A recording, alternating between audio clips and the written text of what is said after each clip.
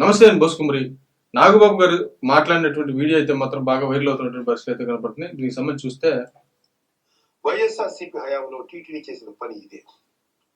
చుక్క పాలు గాని బొట్టు వెన్న గాని లేని ప్రమాదకరమైన కెమికల్స్ తో ఫేక్ గీని 60 లక్షల కేజీలకు పైగా స్వామివారి డబ్బుతో కొని ప్రసాదం తయారు చేసి భక్తులకు పంచిపెట్టారు. ఎంత పాపం, ఎంత ద్రోహం ఇది. సిట్ 1.5 సంవత్సరం పాటు దేశం మొత్తం తిరిగి జల్లెడ పట్టి కనుక్కున్న విషయం. పాలు వెన్న ఏమాత్రం లేకుండా పూర్తిగా కెమికల్స్ తో, రకరకాల ఆయిల్స్ తో, చెత్త ఎసెన్స్ తో తయారైనటువంటి నెయ్యిని స్వామివారి ప్రసాదమైన తిరుమల లడ్డూకి వాడారు. దైవభక్తి పాపభీతి ఏమాత్రం లేని వాళ్ళే ఇలాంటి దారుణాలు చేయగలరు. మన సనాతన హైందవ ధర్మం ప్రకారం అజ్ఞానం వలన, పరిస్థితుల వలన తప్పు చేస్తే అందుకు క్షమించవచ్చు. ఈ విషయం శ్రీకృష్ణ భగవానుడి భగవద్గీతలో, ఆది శంకరాచార్యుల అపరాధ క్షమాపణ స్తోత్రంలో కూడా ఉంటుంది. అలా కాకుండా తెలిసి తెలిసి తప్పు చేస్తే దాన్ని ఏమనాలి? అది కూడా దేవదేవుడిగా కోట్లాది మంది భావించే శ్రీ వెంకటేశ్వర స్వామి విషయం చేస్తే అందుకు పాపం అనే మాట కూడా చాలా చిన్నది. ఈ ఫేక్ నెయ్యిని కొనడం కోసం టీటీడీ చైర్మన్ గా వైఎస్ జగన్మోహన్ రెడ్డి బాబాయ్ అయిన వైవి సుబ్బారెడ్డి ఉన్నప్పుడు 2020 ఫిబ్రవరిలో రూల్స్ ను మార్చారు. ఆల్రెడీ ఉన్న కండిషన్స్ ని సగాని పైగా తగ్గించారు.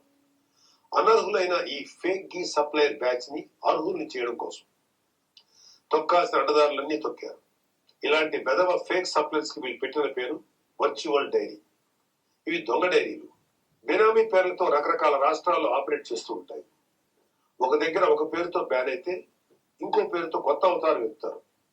అచ్చంగా జగన్ కంపెనీలో పెట్టుబడులు పెట్టిన దొంగ సూట్ కేసు కంపెనీల లాగా. ఇవి పాలు వెన్న ప్రొక్యూర్ చేస్తామని అబద్ధాలు చెప్పి కమిషన్లు ఇచ్చి కాంట్రాక్ట్ సంపాదించి కెమికల్స్ తో చేసిన ఫేక్ గీని సప్లై చేస్తాయి. మరొకసారి గుర్తు చేస్తున్నా, ఇవేవి నేను ఇంకెవరో పుట్టించిన మాటలు కాదు. సాక్షాత్తు సిట్ 36 మందిని నేరస్తులుగా చెప్తూ వేసిన ఛార్జ్ షీట్ లో ఉన్న విషయం. అది సంగతి. మామూలుగా అయితే నాగబాబు గారు ఇంతకుముందు ఎప్పుడు ప్రస్తావించలేదు, స్పందించలేదు. కానీ దీని మీద ఆయన వచ్చి బయటకు వచ్చి మాట్లాడటం, ఇది కూడా బాగా వైరల్ అవుతున్నటువంటి పరిస్థితులు అయితే ఉన్నాయి. 2-3 రోజుల నుంచి వీడియోలు రిలీజ్ చేస్తున్నారు. దాన్ని కౌంటర్ ఇచ్చేటువంటి ప్రయత్నం ఖచ్చితంగా చేస్తున్నారు. ఇక్కడ ముఖ్యంగా నిద్ర లేవాల్సింది ఎవరంటే జనసేనకు సంబంధించిన సోషల్ మీడియాని. బట్ పార్టీ నాయకులు కూడా కొంత సోషల్ మీడియాకి సంబంధించి కొంత యాక్టివ్ చేయగలిగితే, వాళ్ళకి దిశానిర్దేశాలు కొంత చేయగలిగితే ముందుకెళ్ళేటువంటి పరిస్థితులు ఉంటాయి. వాళ్ళు ఎటెళ్లలో ఏం చేయాలో, ఎలా మాట్లాడాలో తెలియనటువంటి ఒక అయోమయమైనటువంటి పరిస్థితుల్లో వాళ్ళు ఉన్నటువంటి పరిస్థితులు ఉన్నాయి. అది కూడా కాకుండా ఈ క్లమ్జీ విధానం పక్కకు వెళ్ళడానికి పవన్ కళ్యాణ్ గారు కూడా ఏమైనా ఒక కొత్త విధానంగా ఏదైనా చేస్తే కొంచెం జనసైనికుల్లో ఇప్పుడు కొంత నైరాశ్యం, నిరుత్సాహం ఉన్నటువంటి పరిస్థితి ఖచ్చితంగా కన్ఫర్మ్ పడుతున్నాయి. ఒక్కసారిగా ఏంటి తిరగబడిపోయింది అనేటువంటి విధంగా. ఎందుకనంటే అవతల వచ్చేటువంటి దెబ్బలు తగులుతున్నాయి. కానీ ఎంతసేపు దెబ్బలు తట్టుకుంటారు? ఆ దెబ్బలు తగిలి ఎవరికైనా నీరసం వచ్చేసి పడిపోద్ది. అట్లాగే ఆ దెబ్బల్ని తిప్పి కొట్టేటువంటి జోష్గా ఉంటే ఆటోమేటిక్ తిప్పి కొడతారు, యుద్ధంలో ఉంటారు. ఏంటంటే ఊరిక దెబ్బలు తగిలించుకోవడమే అవుతున్న వల్ల నీరసం వచ్చేసి కాము కూర్చోంటున్నారు.